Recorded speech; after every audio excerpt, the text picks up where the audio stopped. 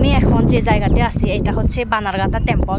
এখান থেকে পুরা নিচে যতগুলো বিল্ডিং আছে, ঘর বাড়ি আছে, সবটাই দেখা যায়। এত সুন্দর ভিউটা, মনে হচ্ছে এটা আমি একদম ভিউ পয়েন্টে চলে আসছি। এই যে দেখেন, এত সুন্দর এত সুন্দর। এখান থেকে মনে হয় সবটাই দেখা যায়। আমার পিছে কিন্তু লম্বা একটা সিঁড়ি ছিল, এটা ভিডিও করার মতো তেমন একটা সুযোগ হয়নি, তো যাওয়ার সময় আবার ভিডিও করব। এখন আমি এই সিঁড়ি বেয়ে আস্তে আস্তে একদম আমি টায়ার্ড হয়ে গেছি। এই যে দেখেন সিঁড়িগুলা কত লম্বা লম্বা। এখানে একটা হিন্দু টেম্পল আছে, এখানে কিন্তু বেশিরভাগ হিন্দুরা পুজো দিতে আসে আর কি। আর আমরা বেশিরভাগ সময় ঘুরতে আসি, কারণ এখান থেকে ভিউটা এত সুন্দর করে দেখা যায়, যার কারণে হচ্ছে বারবার আসতে মন চায়, তো ভালো লাগে। এই কারণে আজকে আবারও এলাম। শুধু আমি না, আমার যতগুলো, আমার ছোটো বোন আর আমার একটা দিদি, আজকে আমার বাবাকে নিয়ে আসছি।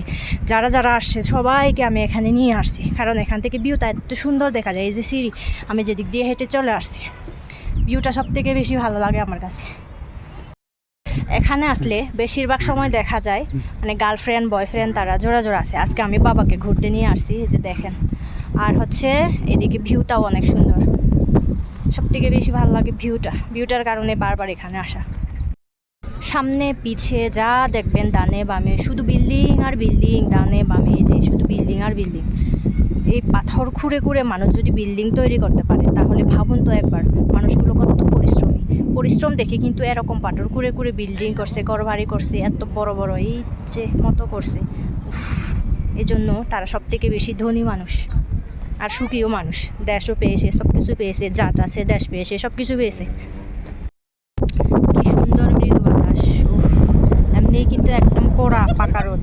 এই পাকা রোদের মধ্যেও যদি এরকম বাতাস আছে, তাহলে কিন্তু রোদের মধ্যে বসে থাকাও অনেকটা ভালো লাগে আর কি। এই যে দেখেন, বাতাসে আমার চুলগুলো উড়ে যাচ্ছে, এলোমেলো হয়ে গেছে। প্রচণ্ড রোদের মধ্যে ভিডিও করতে আমি নিজেকেই দেখতে পাচ্ছি না কীরকম দেখা যাচ্ছে, কালো দেখা যাচ্ছে নাকি কী দেখা যাচ্ছে। প্রচণ্ড রোদ এখন, আর একটু যখন ছায়া করবে তখন খুব বেশি ভালো লাগবে। আর যেখানে আসি, এই যে সামনে হচ্ছে ভিউটা, একদম রোদের মধ্যে প্রচণ্ড রোদ। আর হচ্ছে রোদের মধ্যেও কিন্তু একদম মানে বাতাস, পুরো বাতাস। এই বাতাসের মধ্যে একটা জিনিস দেখাই আপনাদেরকে, এটাকে আমাদের ভাষায়, চাকমা ভাষায় বলি আর কি, ধান সাবারাং বলি। মানে এটা হচ্ছে আমি বেশিরভাগ সময় কোথায় দেখি, ওই যখন স্যুপ বানায়, এই স্যুপের মধ্যে হচ্ছে এটা মানে দেয় আর কি। এটা দিলে এত ফ্লেভার আসে, মানে পুরো সুগন্ধি, এত সুগন্ধি। এই যে সব জায়গায় শুধু এটা দেখতে পাবেন। এটা আমরা চাকমা ভাষায়, আমাদের ভাষায় বলি কিন্তু ধান সাবারাং। এটা কিন্তু যেখানে সেখানে পাওয়া যায় না। আর এইটার একটা উপকার আছে, এটা হচ্ছে যখন বেশি করে কাশি হবে, কোনো ওষুধে কাজ হবে না, কোনো ইয়েতে কাজ হবে না, তখন কিন্তু যখন কাজ হয় না, তখন এখান থেকে মানে এই ইয়েটা আর কি, এখান থেকে কয়েকটা তুলে পরিষ্কার করে ধুয়ে যখন আপনি বেতের রস বের করে, ওই রসটা যখন গরম করে খাবেন আর কি, তখন কাশিটা একদম ভালো হয়ে যায়। পাহাড়ি ওষুধের মতো আর কি এটা। আমার পিছনে যে জায়গাগুলো দেখতে পাচ্ছেন, এগুলো সবগুলো কিন্তু মনে হয় বিক্রি হয়ে গেছে, এজন্য এখানে পিলার বসানো। মানে এত সুন্দর, মনে হয় এখানে আসলে আমার আর বাসায় যেতে মন চায় না, এখানে থাকতে ইচ্ছে করে। আর সব জায়গায় শুধু বিল্ডিং আর বিল্ডিং, শুধু এই জায়গাটা একটু করে খালি আছে, এখানেও বিল্ডিং উঠবে, কিন্তু এখন হচ্ছে এখনও খালি আছে। মনে হয় জায়গাগুলো বিক্রি হয়েছে আর কি, বিক্রি করার পরে মানে এভাবে ইয়ে করে রাখছে পিলার দিয়ে আর কি, যে যার জায়গায় পিলার দিয়ে রাখছে। আমারও কিন্তু মন চায় এরকম একটা বাড়ি করতে আর কি, একটা জায়গায় যেখানে আমি নিজস্ব গাছপালা রোপণ করতে পারবো। কিন্তু এখানে তো বেশিরভাগে ফ্ল্যাট বিক্রি হয়, তো ফ্ল্যাট বিক্রি হলেও এখান থেকে ফ্ল্যাট নেওয়াটা কিন্তু অনেক মানে বেশি দাম আর কি। এখানে ফ্ল্যাটগুলো মনে হয় 2 BHK মানে 2টা রুমের যদি একটা ফ্ল্যাট নেন, তাহলে এর দাম পড়বে 3 crore 90,000 এরকম, অনেক বেশি। আমার পিছনে যে গাছগুলো দেখতে পাচ্ছেন, এই গাছগুলো কিন্তু পাথরের উপরে কিন্তু উঠছে, পাথরের উপর থেকে, এখানে কোনো মাটি নেই।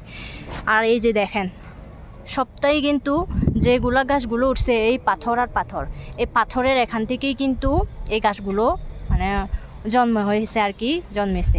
এই যে পাথর, সবটাই পাথর, এখানে কোনো মাটি নেই, মানে পুরোটা একদম পাথর খুঁড়ে খুঁড়ে মানে উঠছে আর কি এই গাছগুলো।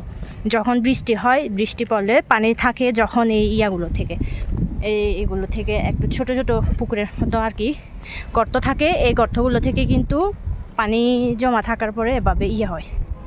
বাবাও কিন্তু একদম টায়ার্ড হয়ে গেছে, বলতেছে হাঁটুগুলো ব্যথা হয়ে গেল। আমি যতবারই এখানে আসি এই পাথরগুলো কিন্তু দেখা হয় না, তো এক সাইডে ঘুরে আমরা চলে যাই। তো আজকে যেহেতু সময় বেশি তার জন্য আমরা এটা একটু ঘুরে দেখতেছি। এগুলো কিন্তু হাজার হাজার বছর আগের পাথর আর কি। এই পাথরগুলো যখন বৃষ্টি হয় তখন এগুলো কুয়ার মতো করে মানে গর্ত গর্ত হয়ে যায় বেশি বৃষ্টি পড়লে। আর আমরা যখন চলে যাচ্ছি তখন এই যে সিঁড়িটা অনেক লম্বা, যারা হাঁটতে পারে না তাদের কিন্তু মানে আসা যাওয়া করতে ওঠানামা করতে অনেক সমস্যা হয়। তো আজকে বাবাকে নিয়ে আসলাম, ধরে ধরে বাবাও কিন্তু হাঁটতে সমস্যা হয়। এই যে প্রথম যখন আমরা উঠেছিলাম